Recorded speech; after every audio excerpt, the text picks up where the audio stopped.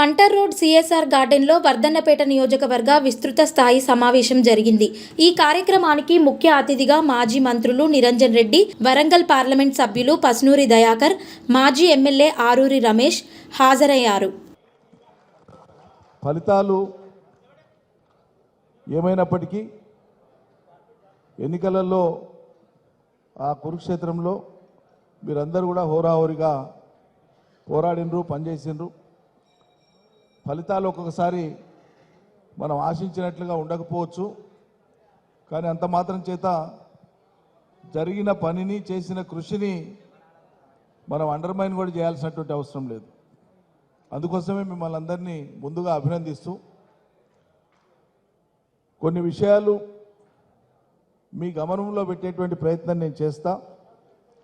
మీరందరూ కూడా వివిధ స్థాయిల్లో ప్రజా జీవితంలో ఉంటూ ఒక రాజకీయ పార్టీ శ్రేణులుగా అనుభవం గడించిన వారే, ప్రజల మధ్య నలిగిన వారే, ప్రజల మనోగతం తెలిసినటువంటి వాళ్ళే, సమాజ పురోగమనం మీద అవగాహన ఉన్నటువంటి వాళ్ళే.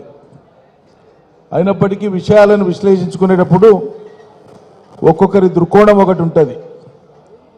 అన్నింటినీ సమ్మిళితం చేసి మనం ఆలోచించుకుంటే కొన్ని అంశాల మీద స్పష్టత వస్తుంది. ఎప్పుడైనా సరే మనం ఏ విషయానికి ఆ విషయం విడివిడిగా చూస్తే విషయాలు అర్థం కావు, బోధపడవు.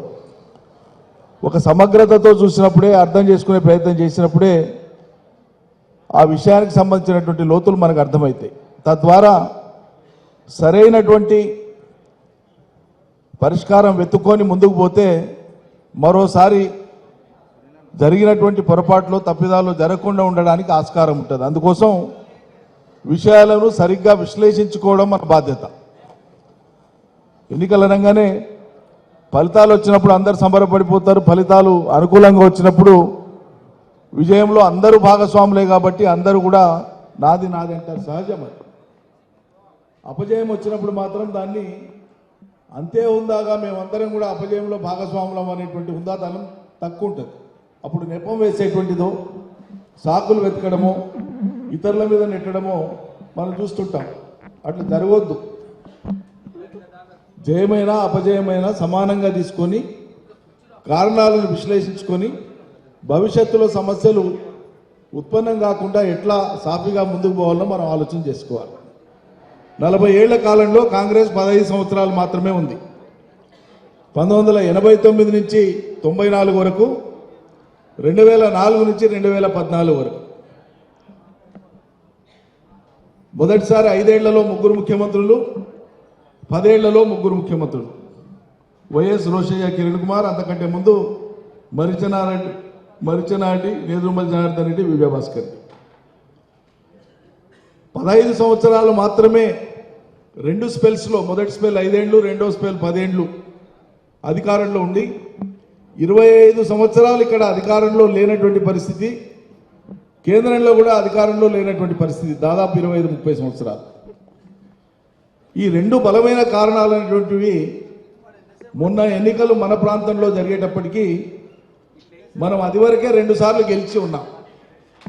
2014లో తెలంగాణ రాష్ట్రం తెచ్చిన పార్టీగా, రాష్ట్రం తెచ్చిన నాయకుడిగా కేసీఆర్ను ఆదరించిన ప్రజలు, అధికారం ఇచ్చిండ్రు, 63 సీట్లు ఇచ్చిండ్రు. 63కి ఎక్కువ రావాలి ఆనాడు, కానీ 63కి ఎందుకు పరిమితమైనమంటే బలమైన కారణం తెలంగాణ ఇచ్చిన క్రమంలో కాంగ్రెసు, టీఆర్ఎస్ విలీనమైతే కలిసిపోతాయనేటువంటి చర్చ సుమారు నోటిఫికేషన్ వచ్చేంత వరకు కూడా సందిగ్ధత అట్లే కొనసాగింది. ఒక దశలో మనం కూడా ఆనాడు రాష్ట్రం వస్తే చాలనేటువంటి దీంట్లో ఉంటిమి. కేసీఆర్ గారు కూడా స్వయంగా చెప్పినారు ఆ విషయం. కానీ వాళ్ళు, కాంగ్రెస్ వాళ్ళు అవలంబించినటువంటి వైఖరి మూలంగా తప్పని పరిస్థితులలో తెలంగాణ సమాజం నుంచి వచ్చినటువంటి ఒత్తిడి, తెలంగాణ కోసం సొంత గొంతు ఉండాల్సిందే, స్వీయ అస్తిత్వం ఉంటేనే స్వీయ పాలనకు అర్థం అని చెప్పి ఆనాడు పెద్దల నుంచి వచ్చినటువంటి సూచన, సమాజం నుంచి వచ్చినటువంటి ఒత్తిడిని దృష్టిలో పెట్టుకొని మనం ఆనాడు ఒంటరిగా ఎన్నికలకు పోయినాం. ఆఖరి నిమిషంలో ఒంటరిగానే ఎన్నికలకు పోవాలని నిర్ణయం అయినప్పటికీ 63 స్థానాలతో ప్రజలు మనకు అధికారం ఇచ్చినారు. 63 స్థానాలతో మనం పురోగమించి 2018 వచ్చేటప్పటికి చారిత్రాత్మకమైనటువంటి పనులను చేసి ఏ లక్ష్యం కోసం అయితే రాష్ట్రం సాధించినామో, ఏ వనరులను సద్వినియోగం చేసి ప్రజల జీవితాల్లో మెరుగైనటువంటి వేగమైనటువంటి ఫలితాలు తేవాలనుకున్నామో అవి తెచ్చి ప్రజల కళ్ళ ముందు ఉంచినాం. దాని ఫలితం 2018లో ప్రజలు మరోసారి 88 స్థానాలతో మనల్ని గెలిపించినారు. 2 సార్లు అయింది. 2023 వచ్చే వరకు 3వసారికి మనం పోతున్నాం. 2 ఏళ్ళు కరోనా కష్టకాలం అయినా సరే ప్రభుత్వం పనిచేస్తా పోయింది, సీరియస్గా చేస్తా పోయింది. మన పని మీద, అభివృద్ధి మీదనే దృష్టి పెట్టి ముందుకు పోతా పోయినాం. ఈ కాలంలో పార్టీ శ్రేణులను కానీ, పార్టీ నిర్మాణాత్మకంగా మన పార్టీని నడిపే విషయంలో కానీ పూర్తిగా పార్టీని స్ట్రక్చర్డ్గా, ఆర్గనైజేషన్గా దాని మీద దృష్టి పెట్టి ముందుకు తీసుకుపోవడంలో ప్రభుత్వానికి ఇచ్చినటువంటి ప్రాధాన్యత మన పార్టీ నిర్మాణానికి ఇవ్వలేకపోయినాం. ఇది యథార్థం. గ్యాప్ ఏర్పడ్డది. ఈ గ్యాప్లో నేను ఇంతకుముందు చెప్పినట్లు సుమారు 25 సంవత్సరాల అధికారానికి దూరంగా ఉన్నటువంటి కాంగ్రెస్ పార్టీ ఒక కసి మీద వాళ్ళ శ్రేణులంతా కూడా, వాళ్ళ నాయకులంతా కూడా దేశవ్యాప్తంగా ఎక్కడ అవకాశం వస్తే అక్కడ, ఏ రాష్ట్రాల్లో అవకాశం వస్తే అక్కడ కసి మీద పనిచేయడానికి వాళ్ళు పూనుకోవడమే కాక వాళ్ళు ముందు జాగ్రత్త పడ్డారు. 2014లో రాష్ట్రం తెచ్చిన నాయకుడిగా ప్రజలు కేసీఆర్ ప్రభుత్వాన్ని గెలిపించారు. 2018లో ఆయన పనితీరును చూసి గెలిపించినారు. 2023కి గ్యారంటీగా ఆయన పనితీరును మనం ఢీ కొట్టలేము, పని జరగలేదని చెప్పలేము. కాబట్టి కేసీఆర్ని ఎదుర్కోవాలంటే మార్గాలు ఏంటి వాళ్ళు అన్వేషించుకున్నటువంటిది కాంగ్రెస్ పార్టీ ఒక వ్యూహం ప్రకారంగానే, సిద్ధాంతపరంగానో అభివృద్ధి అజెండాగానో వాళ్ళు చర్చ ప్రజల్లోకి బోనియదలుచుకోలేదు. అక్కడే వాళ్ళు వాళ్ళ యొక్క దుష్ట ప్రయత్నాన్ని సఫలం చేసుకోగలిగినారు. అభివృద్ధి అజెండా అనేది 2023లో ప్రధాన చర్చనీయాంశం అయితే ప్రజలకు ఎన్నికలలో కేసీఆర్కి ఎదురుండదు. కాబట్టి ఒక విష ప్రచారాన్ని, ఒక దుష్ప్రచారాన్ని ప్రభుత్వం మీద, అధినాయకత్వం మీద, కుటుంబం మీద, యావత్ తెలంగాణ ప్రజాప్రతినిధుల మీద ఏదో రకంగా ప్రతిరోజు వీళ్ళ మీద నిందలు మోపుతూ, అభాండాలు వేస్తూ ప్రజల్లోకి ఒక తప్పుడు చర్చను తీసుకుపోవాలని నిర్ణయం తీసుకొని కాన్షియస్గా, ఓ పద్ధతి ప్రకారంగా, డెలిబరేట్గా కొన్ని యూట్యూబ్ ఛానల్స్ కానీ, సోషల్ మీడియాని కానీ చాలా ఎఫెక్టివ్గా వాళ్ళు వాడుకొని సిస్టమేటిక్గా చేసినారు. వాళ్ళు పని మొదలుపెట్టినప్పుడు మనం ఏమనుకున్నాం, ఏదైనా పిచ్చి మాటలు ఎవడో మాట్లాడి మనం స్పందించాలని అనుకున్నాం. కానీ అవి జనంలోకి మెల్లమెల్లగా పర్కులేట్ అయినాయి. ఆ పర్కులేట్ అయ్యేటువంటి టైంలో మనం మన శ్రేణుల్ని, మన పార్టీని ఉత్సాహపూరితంగా నడపడంలో కొంత వెనుకడుగు అయింది కాబట్టి, కొంత మందగమనం అయింది కాబట్టి మన వాళ్ళు కూడా ఎక్కడికక్కడ ఢీలాగా ఉన్నారు. ఏ మాట కామాట. ఆయన తిడితే నన్ను కాదు కదా అనుకున్నారు, ఆ ఎమ్మెల్యేని తిడితే నన్ను కాదు అనుకున్నారు. అంతిమంగా మొత్తం పార్టీ అధినాయకుడిని తిట్టేటువంటి క్రమంలో కూడా ఎక్కడికక్కడ రిటాలియేట్ చేయడం కానీ, స్పందించడం కానీ, తీవ్రంగా ఖండించడం కానీ చేయడంలో మన శ్రేణులు అశ్రద్ధ చూపలేకపోయి. దానికి కారణాలు ఉన్నాయి. మనకు 2-3 రకాల కాంపోజిషన్ ఉంది. ఉద్యమం మొదలుపెట్టినాడు ఉన్నటువంటి శ్రేణులు, మధ్యలో జాయిన్ అయినటువంటి శ్రేణులు, రాష్ట్రం వచ్చినాక వచ్చిన శ్రేణులు. ఈ డిఫరెంట్ కాంపోజిషన్స్ అన్నింటినీ కలిపి ఆయా నియోజకవర్గాలలో ఏకతాటి మీద నడిపి ముందుకు తీసుకుపోవడంలో పార్టీ అనేది ఒక బలమైన నిర్మాణంగా లేకపోవడం కారణంగా మనకు అది ఆ గ్యాప్ ఏర్పడిపోయింది. దాంతో ఏమైంది, వాళ్ళు ఒకటి విష ప్రచారము, 2 విపరీతమైనటువంటి కసితో పనిచేసిన కారణంగా అప్పటికి కూడా ఇన్ని జరిగిన 39 స్థానాల్లో మనం గెలిచినాం. 14 స్థానాలలో 8,000 నుంచి 1000 మధ్యలో ఉండేటువంటి ఆ తేడాతో ఓడిపోయినాం. 14 స్థానాలు 800, 1000, 1200, 1300, 2000, 3000 అట్లా 2-3 సీట్లు 8,000 లోపు మొత్తం కలిపి 14 స్థానాలలో 1000 నుంచి 8,000 ఓట్ల తేడాతో ఓడిపోయినాం. మొత్తం రాష్ట్రం ఓట్ల సంఖ్య తీసుకుంటే 4,40,000 ఓట్లు మాత్రమే కాంగ్రెస్ పార్టీకి మనకి తేడా. 1.85% మాత్రమే తేడా ఓట్ల శాతం. అంటే మరో 14 సీట్లు మరికొంత గట్టిగా, మరికొంత పట్టుదలగా పనిచేసి ఉంటే తప్పకుండా ప్రభుత్వం, మిశ్రమ ప్రభుత్వము, మన ప్రభుత్వం అయ్యి ఉండేది. అయినా సరే ఫలితాలకు మనం కృంగిపోవాల్సిన అవసరం లేదు, నిరుత్సాహపడాల్సినటువంటి అవసరం అంతకంటే లేదు. మరో అవకాశం మనకు వచ్చింది, మనం సరి చేసుకొని సరిదిద్దుకొని రేపు పార్లమెంట్ ఎన్నికలలో మనం మళ్ళీ తిరిగి కసిగా పనిచేసి బదలా తీసుకునేటువంటి ఒక అవకాశం పార్లమెంట్ ఎన్నికలలో వస్తుంది. దానికి మీరందరూ సమాయత్తం కావాలని చెప్పి మిమ్మల్ని ప్రత్యక్షంగా కోరడం కోసమే రాష్ట్ర పార్టీ నుంచి మీ దగ్గరికి వెళ్ళడం మేము రావడం జరిగింది. చప్పట్లు కొట్టొచ్చు. తప్పకుండా యువతకి, చదువుకున్నటువంటి యువతకి ఉద్యోగాలు రాలే అనేటువంటి దుష్ప్రచారాన్ని చాలా చాలా బలంగా కాంగ్రెస్ పార్టీ చెప్పింది. కానీ మనం ఉద్యోగాలు కల్పించింది, ప్రభుత్వంలో కానీ ప్రైవేట్లో కానీ ఉపాధులు కల్పించింది మనం గొప్పగా బలంగా చెప్పలేకపోయాం. ఇది మన కళ్ళ ముందు ఉండేటువంటి. దాంతోపాటు వ్యవసాయ రంగం, నేను సాక్షాత్ వ్యవసాయ శాఖ మంత్రిగా పనిచేసిన 5 ఏళ్ళు కేసీఆర్ గారి నాయకత్వాన్ని. అంతకు ముందున్న వ్యవసాయం ఎట్లుండనో నేను మీకు చెప్పక్కర్లేదు. ఆ రైతుల కష్టాలు, ఆ నీటి బాధలు, ఆ కరువు బాధలు, ఆ దుర్భిక్షము, ఆ వలసల నుంచి పుట్టుకొచ్చిందే తెలంగాణ ఉద్యమం. నిజం చెప్పాలంటే మీ వరంగల్ పత్తి రైతుల ఆత్మహత్య కోసమే కదా ఆనాడు సోనియా గాంధీ గారు కాంగ్రెస్ పార్టీ ప్రాపకం పెంచుకోవడం కోసం ఇక్కడికి వచ్చి పరిహారం ఇస్తామని పోయింది ఉద్యమం నడిచే కాలంలో. ఆ వ్యవసాయ రంగాన్ని 1,50,00,000 ఎకరాల వ్యవసాయ భూమి ఉన్న ఈ తెలంగాణను సస్యశ్యామలం చేస్తే 70 లక్షల పైచీలకు రైతు కుటుంబాలకు ప్రత్యక్షంగా చేతికి పని వస్తే, కుటుంబానికి ఒక 4 ఉంటే ఆ కుటుంబంలో తల్లి, తండ్రి, పెళ్ళామొగుడు ఇద్దరు కానీ వ్యవసాయం చేసే రైతులు, వాళ్ళ 2 పిల్లలు కానీ ఎటు తీసుకున్న సగటున 4 ఉంటే ఆ కుటుంబంలో దగ్గర ఎంతమందికి వస్తుంది? 2,60,70,00,000 మందికి ప్రత్యక్ష ఉపాధి వస్తుంది. 4 కోట్ల మందిలో తెలంగాణలో వ్యవసాయమే ప్రత్యక్షంగా ఇలా ఉపాధినిస్తున్నటువంటిది సింహభాగానికి ఇస్తుంది. 58% ప్రజలకు మనం ఇవాళ వ్యవసాయ రంగాన్ని బలోపేతం చేసి స్థిరీకరించి ఇలా ఉపాధి కల్పించిన, అద్భుతమైన ఉపాధి కల్పించిన.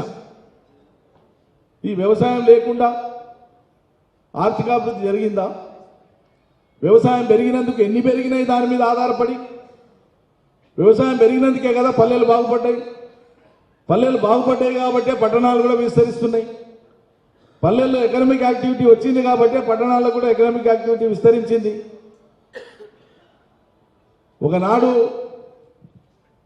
రాష్ట్రం వచ్చే కంటే ముందు నెలకొని ఉన్నటువంటి పరిస్థితులు, తెలంగాణ ఉద్యమ కాలంలో రాష్ట్రం అంతా తిరుగుతున్నప్పుడు దయనీయమైన స్థితులు, అప్పుడు కవులు, రచయితలు, గాయకులు పాటలు పాడినటువంటిది, రాతలు రాసినటువంటిది. పండగకు ఆడపిల్లను పిలుచుకుందామంటే కూడా పిలుచుకోలేనటువంటి ఒక దైన్య స్థితి మీద తెలంగాణ ఉద్యమంలో అద్భుతమైన పాటలు వచ్చినాయి. తల్లి మీరు చూసింటారు, నల్గొండ జిల్లాలో వాళ్ళు వేసినటువంటి ఆ వీడియో ఉద్యమకాలంలో వచ్చింది, చాలా పాపులర్ అయింది.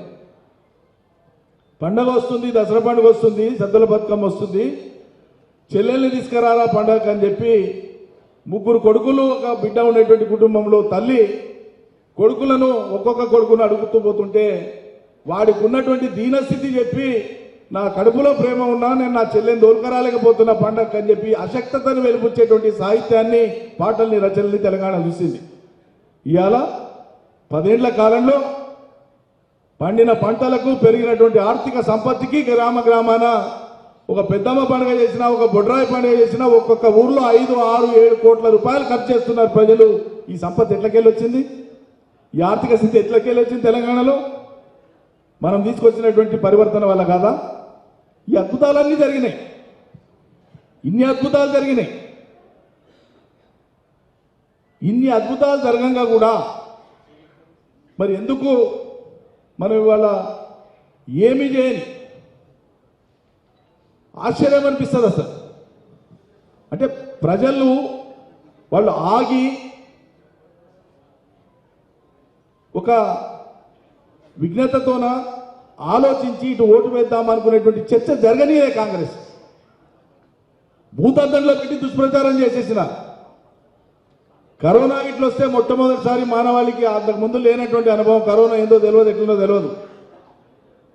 కరోనా వచ్చి మొత్తం ప్రపంచం అంతా అది ఎట్లా కమ్మేసిందో తెలంగాణ ఎన్నికల సమయంలో కాంగ్రెస్ అనేటువంటి దుష్ప్రచారం అనేటువంటిది అట్లా కమ్మేసింది. యథార్థాలు వాస్తవాలు మనం చెప్పబోయే వాతావరణం లేకుండా చేసేసినారు. ఫలితాలు వచ్చిన వెంటనే ఇవాళ చూస్తే ఇప్పటికి ఎంతైంది? 52-53 రోజులు అయిందా? ఫలితాలు వచ్చిన మొదటి వారం నుంచే ప్రజల యొక్క అసంతృప్తి కానీ పెదవి వీర్పు కానీ వాళ్ళ మాటలు కానీ మనం చూస్తున్నాం. మేము ఇట్లా అవుతుంది అనుకోలే. ఎవరైతే పని కట్టుకొని కక్ష కట్టుకొని ఓడించి తీరుతాం మేము కేసీఆర్ అనుకొని పనిచేసిన సెక్షన్స్ ఉన్నారో వాళ్ళు ఇలా రైతు బంధు పడేటువంటి టైంలో మరి కేసీఆర్ ఏమో యాళ్ళకేస్తుండే అందరికి వేస్తుండే. కారణం భూమి అనేటువంటిది పడా ఉండొద్దు అనేటువంటి తాత్వికత కేసీఆర్. ఒక రైతుకి ఇస్తే ఆ రైతు ఒక్కడే ఆ మొత్తం పడ్డమని తినడు కదా. దేశ సంపద, అది రాష్ట్ర సంపద. ఏ రైతు కూడా తను పండించిన పంట మొత్తం సొంతంగా తను వాడుకోడు. అమ్మకం రూపంలో ఆయనకు ఖర్చు పెట్టుబడి రావచ్చు, ఆదాయం రావచ్చు, కానీ ఈ సంపద లేకపోతే ఈ సమాజం బతకదు కదా. సో సమాజానికి ఒక సంపద కావాలి, ఈ దేశానికి ఒక వనరు కావాలనే వ్యవసాయాన్ని అభివృద్ధి చేస్తాం. అందుకోసమే అందరికి ఇచ్చినాం. వీళ్ళు చేసిన దుష్ప్రచారం, రైతు బంధు ఉన్నోళ్ళకి ఇచ్చిందని, 100 ఎకరాలకు ఇచ్చిందని రకరకాల దుష్ప్రచారం చేసింది. రాష్ట్రంలో దేశంలో భూగరిష్ట పరిమితి చట్టం అమల్లో ఉంది. 54 ఎకరాలకు మించి ఎవరి చేతిలో భూమి ఉండడానికి అవకాశం లేదు. వ్యవసాయ భూమి, వ్యవసాయేతర భూములు కాలేజీలకు వాటికి ఉంటే వాళ్ళకి రైతు బంధు రాదు. వ్యవసాయ భూములకే రైతు బంధు వస్తుంది. కానీ దుర్మార్గమైన ప్రచారం చేసేసింది. ఎవరైతే ఈ దుర్మార్గమైన ప్రచారంలో భాగస్వాములో కొంతమంది కొన్ని సెక్షన్స్ రైతు బంధు తీసుకొని కూడా కేసీఆర్ను తిట్టిండ్రో ఇవాళ వాళ్ళకి తెలిసి వస్తూ ఉంది. వచ్చిన కొత్త సర్కారు మంచిగా వాళ్ళందరికీ మంచిగా అరటిపండు నోట్లో పెట్టేసింది. ఇప్పుడు రైతు బంధు చేయకుండా ఎవరికి? కేసీఆర్ను విమర్శించి రైతు బంధు తీసుకొని కూడా విమర్శించినటువంటి 10 ఎకరాల పైన ఉన్నటువంటి వాళ్ళు ఎవరైతే ఉన్నారో ఇప్పుడు వాళ్ళు తేలుకు దొంగ కలిసినట్లుంది. అది కేసీఆర్ అయితే దించేసింది, కానీ కేసీఆర్ ఇచ్చింది కూడా వీళ్ళు ఇచ్చే పరిస్థితి లేదు కదా. మాది ఇట్లా అయిపోయాయి కదా అని బయటికి చెప్పలేకపోతే మందిలో మాట్లాడితే కొడుక నీవే కదరా కేసీఆర్ ఓటేద్దు అనేది మళ్ళీ ఇట్లా మాట్లాడుతున్నాను ఏడదంటారు అని చెప్పి నోరు మూసుకున్నాడు. కానీ పేద సాదా జనం, నోరు లేని జనం, బీద బిక్కి జనం, ఎకరా 2, 3, 4, 5 ఎకరాలు ఉన్నటువంటి రైతులు వాళ్ళ అవస్థలు ఎలా దేవుడేరు. మనం ఏళ్ళకి ఇస్తుంటే 2 ఎకరాల లోపు వాళ్ళకి ఏనికనే 2 నెలలు అయిపోయింది. 2 ఎకరాల లోపు ఉన్న వాళ్ళకి ఏనికనే 2 నెలలు అయిపోయింది. మిగతా ఎప్పుడు ఇస్తారో తెలియదు. ఏం మాట్లాడినా కేసీఆర్ ఖాళీ చేసిపోయిండు, మేము ఇద్దామంటే ఏం లేదు. కేసీఆర్ ఖాళీ చేసిపోయిండు, మేము ఇద్దామంటే ఇవన్నీ లేవు. కేసీఆర్ కంటే మేము గొప్పగా ఇస్తామని మాట్లాడింది మీ నోటి నుంచే కదా. 10,000 కాదు 15,000 రైతు బంధు అంటారు. కళ్యాణ లక్ష్మికి అయితే తులం బంగారం కలిపే ఇస్తామంటారు. ఎన్ని మాటలు ఎన్ని మాటలు, 1, 2, 3. నేను ఇట్లే జనాన్ని అడిగాను. నాకు 83,000 ఓట్లు వచ్చి ఓడిపోయినారు. 83,000 ఓట్లు వచ్చి ఓడిపోయి 35 మంది శాసనసభ్యులు ఈ రాష్ట్రంలో గెలిచిన వాళ్ళలో నాకంటే ఓట్లు తక్కువ వచ్చి గెలిచిన వాళ్ళు 35 మంది ఉన్నారు. దురదృష్టం అట్లా వెంటాడుతుంది ఒక్కోసారి. నేను ఇట్లే ప్రజల్ని సరే అయిపోయింది, మీరు గెలిపించినా గెలిపించకపోయినా మీరు 2023లో గెలిపిస్తారని 2001లో మేము జెండా పట్టలే. ఆయన రాష్ట్రం కోసం పట్టినాం, రాష్ట్రం తెచ్చినాం, మీకు నీళ్లు తెచ్చినాం, రోడ్లు ఇచ్చినాం, బిల్డింగ్లు కట్టినాం, జిల్లాలు చేసినాం, మండలాలు చేసినాం. కాలు కింద పెడితే గ్రామాలలో కాలుకు మట్టి అంటకుండా తెలంగాణ రాష్ట్రం అంతా సీసీ రోడ్లు ఇచ్చినాం. ఇన్ని చేసినాం. మరి మీరు ఎట్లా నమ్మి తిని వాళ్ళని ఎట్లా ఇస్తారంటే ఇట్లా కేసీఆర్ ఇచ్చేటివి ఎన్ని వస్తున్నాయి కదయ్యా, వీళ్ళు ఎక్కువ ఇస్తామంటున్నారు కదా అని మేము మోసపోతాం కదా బాగుంటున్నాం. కేసీఆర్ ఇచ్చేటివి ఏవి ఆగవు కదా, జనం కూడా వచ్చారు. ఆ పనికే లేదు కదా, వాడు ఎక్కువ ఇస్తా అంటున్నాడు కదా అని అట్లా ఆశపడుతుంది. అబ్బా ఇంత మోసం చేస్తారనుకోలేదు, ఇంత మోసం చేస్తలేరు అనుకోలేదు అని చెప్పి ఇవాళ ప్రజలు పశ్చాత్తాప